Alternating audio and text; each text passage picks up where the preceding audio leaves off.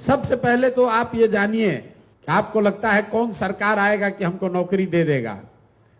तो सरकारी जो व्यवस्था है बिहार में, चपरासी से लेकर मुख्य सचिव तक, संविदा कर्मी इंक्लूडेड, सबकी संख्या जोड़िएगा तो बिहार में कुल जनसंख्या का 1.972% से कम लोग ही सरकारी नौकरी करते हैं।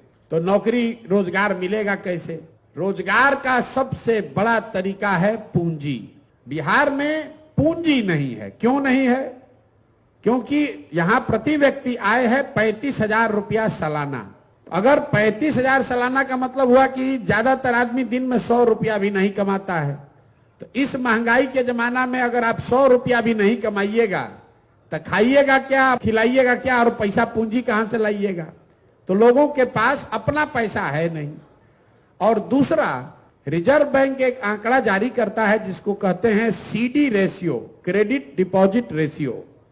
बैंक में आपने कितना पैसा रखा और बैंक ने उसके बदले आपको कितना पैसा लोन दिया, कर्ज दिया, व्यक्तिगत तौर पर नहीं, राज्य के स्तर पर। सरकार की जो व्यवस्था है देश में, उसमें बैंकों की ये जिम्मेवारी है कि अगर 100 रुपया लोग बैंक में रखें तो कम से कम 70 रुपया लोन लोगों को मिलना चाहिए, ताकि आप घर बना सकें, मोटरसाइकिल चला सकें, दुकान खोल सकें, कोई रोजी रोजगार बिजनेस व्यापार कर सके।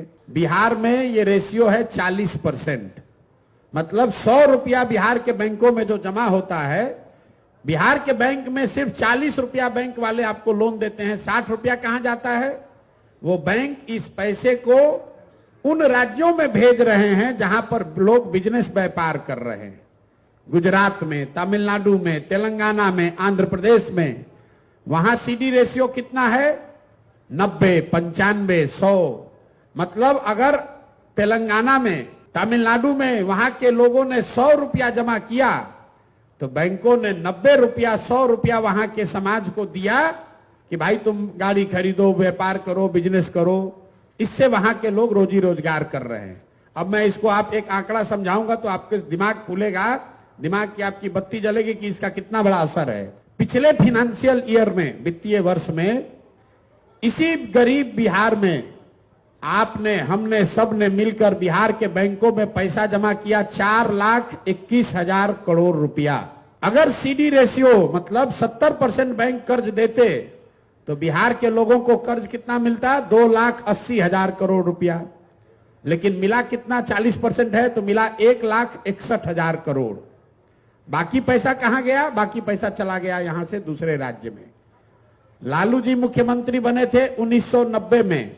1990 से लेकर पिछले साल तक 32 वर्ष में बिहार के बैंकों ने आपका, हमारा 26 लाख करोड़ रुपया ले जाकर दूसरे राज्यों में ट्रांसफर कर दिया। आपको लग रहा है कि यहां से लोग का पलायन हो रहा है। बिहार का जो पलायन का समस्या है, ये सिर्फ श्रम का, लोगों का पलायन नहीं है। लोगों का पलायन है, बुद्धि का पलायन है और पूंजी का पलायन है। जो नौजवान है जिसके पास पैसा, साधन, पढ़ाई नहीं है, वो मजदूरी करने के लिए बाहर जा रहा है। जो नौजवान पढ़ लिख गया वो पढ़ाई करके बाहर नौकरी करने के लिए पलायन कर रहा है। और जो पैसा हम लोग के पास है वो भी दूसरे जगह जा रहा है। तो अगर रोजगार यहां चाहिए तो सबसे पहले यहां लोगों को पूंजी उपलब्ध होना चाहिए। आपकी क्षमता के अनुसार 50,000, 1 लाख, 2 लाख, 3 लाख, 5 लाख रुपया लोन मिलने लगे सहज तरीके से तो बिहार के घर घर में रोजगार होने लगेगा। नहीं तो सरकारी नौकरी के चक्कर में हम लोग दौड़ते दौड़ते मर जाएंगे। तो जन सुराज का मंत्र बिहार में रोजगार लाने का मतलब ये नहीं है कि चीनी का फैक्ट्री खोल देंगे। चीनी का फैक्ट्री खोलिएगा तो कितना आदमी को रोजगार मिलेगा? फैक्ट्री लगना चाहिए। लेकिन यहां से बेरोजगारी पलायन अगर दूर करना है तो एक ही चीज चाहिए।